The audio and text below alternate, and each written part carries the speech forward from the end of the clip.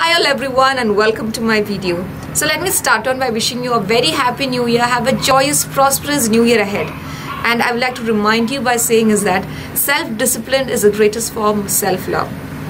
In today's video, we're going to discuss about bilateral relations with China. More importantly, why China renamed our 15 places of Arunachal Pradesh to Chinese characters.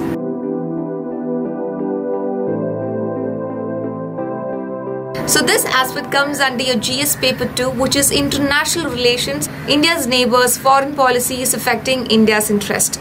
So before we get into the standardized names of these 15 places in Arunachal Pradesh, a word of caution is that they've already changed the name of Arunachal Pradesh. That is Zangnam. That is the name that they're calling for Arunachal Pradesh. And according to them, it is rightfully their territory, which India is possessing.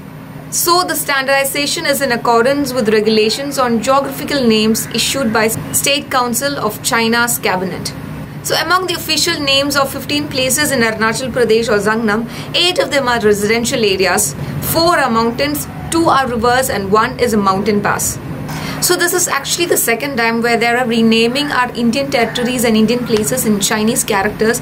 The previous one happened in 2017.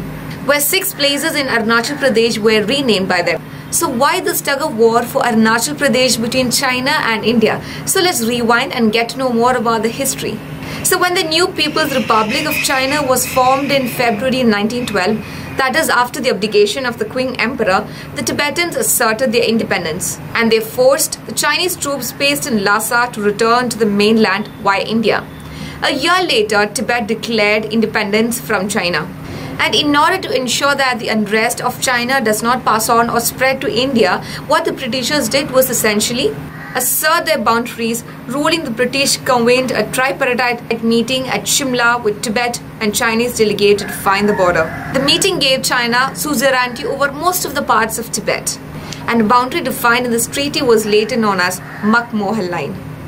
And the Chinese Foreign Ministry during those periods said that their idea about Zangnam is pretty much clear and concise and they already have a clear picture in their mind. And accordingly to their words, they have never recognized Arunachal Pradesh. It's always been Zangnam for them. Because for China, Arunachal Pradesh is a South Tibetan part or Zangnam for them. But for India, it's an integral part of a mainland territory. And majority of international maps have already recognized Arunachal Pradesh as an integral part or a territory of India. And China has prehistorical claims over Arunachal Pradesh through the claims of Tibet. But the people and geography primarily favors India. So Arunachal Pradesh, known as the Northeast Frontier Agency until 1972, is the largest state in the northeast and shares international border with to the north and northwest, Bhutan towards the west and Myanmar towards the east. So the state is like a protective shield to the northeast. And while China may lay claim to the entire state, its main interest lies in the district of Tawang, which is in the northern western region of Arunachal Pradesh and borders Bhutan and Tibet. China's interest in Tawang could be for tactical reasons as it provides a strategic entry into India's northeastern region. And Tawang is a critical point in the corridor between Tibet and the Brahmaputra Valley. Besides that, Tawang also hosts Tawang Monastery, which is the biggest Tibetan monastery in the whole world. And monastery was founded by Mirag Lodro Gamsto in the year 1680 to 81 to honor the wishes of 5th Dalai Lama.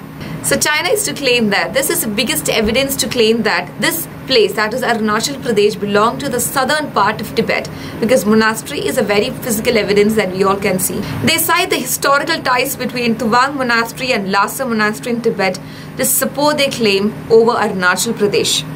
This despite the fact that 1914 Shimla Convention, which included a Chinese representative on an equal footing with the Tibet representative.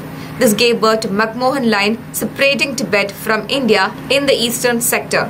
So when you're talking about the political significance, when the Dalai Lama escaped Tibet back in 1959 amid China crackdown, he entered India through Tawang and stayed in Tawang Monastery for some time. And if Beijing were to gain control of Arunachal Pradesh, it would mean that the Kingdom of Bhutan would have China as its neighbor on both the western and eastern border. And when you're talking about the strategic location of Arunachal Pradesh, this is the closest location for India to target China with missiles. Also, Arunachal is the best location for India to deploy a multi-layered air defense system for possible attacks from China. Thus, control over Arunachal Pradesh will be much more of a strategic importance and a political benefit for them. So that was it all about India and China's tussle over Arunachal Pradesh. I really hope that you all like the video. Like, share, subscribe, spread the joy, spread the happiness. Thank you so much. Bye all and Happy New Year once again. Bye-bye.